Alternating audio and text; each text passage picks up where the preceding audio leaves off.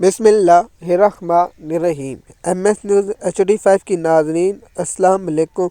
M S news HD5 کی ناظرین السلام علیکم۔ امید ہے کہ آپ لوگ سب خیریت سے ہوں گے۔ یہ ٹاپک جنرل فیض حمید کے بارے میں جو شریف خاندان پر اس نے احسانات کی ہیں، اس کی گواہی مولانا فضل الرحمان صاحب نے دی ہے، وہ آپ لوگوں کے ساتھ شیئر کرتے ہیں۔ اس سے میں اپنے کچھ ٹاپک نہیں بناؤں گا، یہ میں حقائق جو صحافیوں نے رپورٹنگ دی ہوئی ہے، جو انٹرنیٹ پر موجود ہے، میں ان کے بہاف پر یہ بات کروں گا۔ اور جو خواجہ آصف نے اپنے منہ سے جو الفاظ دہرائے، جو ندیم ملک کے پروگرام میں اور بہت سے پروگراموں میں کہا ہے، اور نون لیگ کے لوگوں کے جو منہ سے زبان سے الفاظ جو میڈیا پر ریکارڈ کا حصہ ہے وہ بتاؤں گا۔ میں اپنے سے اس سے کچھ نہیں کہوں گا۔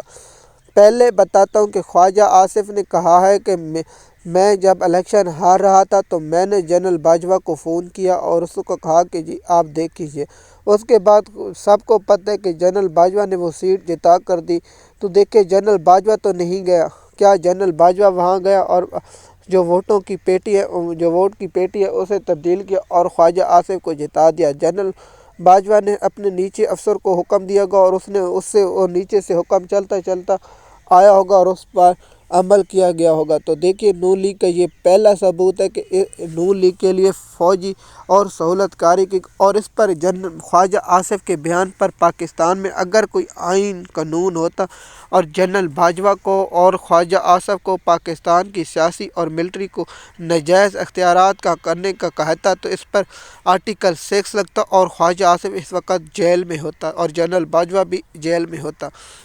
دوسری بیان پر دیتے ہیں کہ جو سہیل وڑائچہ اور دو اور صحافی ہیں جنہوں نے اپنے کالموں میں یہ انکشاف کیا کہ جنرل فیض حمید نے شہباز شریف کے بیٹے سلمان شہباز کو ٹکٹ دیا تھا اور نیب سے گرفتار ہونے سے پہلے ملک سے فرار کرایا تھا۔ یہ عمران ریاض اپنے ویلاگ میں بتا چکا ہے اور یہ کر چکا ہے۔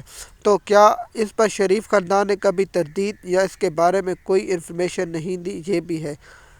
تو اب آتے ہیں، ابھی جو وزیر اطلاع ہے اطاعت تارڑ، اس نے کہا تھا کہ ہماری بات ہو گئی ہے، حکومت ہماری ہوگی۔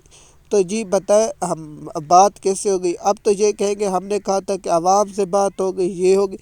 تو پاکستان کا میڈیا کا بچہ جانتا ہے کہ الیکشن کون جیتا ہے۔ تمام نجی محفلوں میں نون لیگ کے رہنما بیٹھ، رانا ثنا کہتا ہے کہ میں الیکشن نہیں، ہمیں حکومت زبردستی دی گئی، جس پر جاوید لطیف نے بھی کہا تھا کہ ہمیں حکومت نہیں دی گئی، ہمیں مجبور کیا گیا، اور بہت سے لوگ ایسے باتیں کر چکے ہیں۔ خواجہ آصف جو پاکستان کا میڈیا جانتا ہے، جو 99% رزلٹ آ چکا تھا، خواجہ آصف کے 80,000 تھے اور عثمان ڈار کی والدہ کے 40,000 کی یا 1,30,000 کے قریب ووٹ تھے اور اس کو الیکشن یکدم ہرایا گیا۔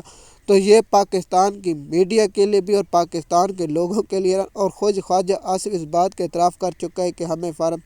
دیکھیے خواجہ آصف جو بیان دیتے ہیں پاکستان کے تمام لوگوں کو پتہ ہے کہ دیکھیے کیا عمران خان صاحب کے لیے فضائی حکومت کے لیے جو ایئر فورس کی جہاز ہیں وہ دیے جاتے ہیں؟ نہیں، شریف خاندان کو دیے جاتے ہیں۔ تو شریف خاندان کی سہولت کاری کی جا رہی ہے، یہ تو اب پاکستان کا بچہ بھی اس بارے میں بات کرتا ہے۔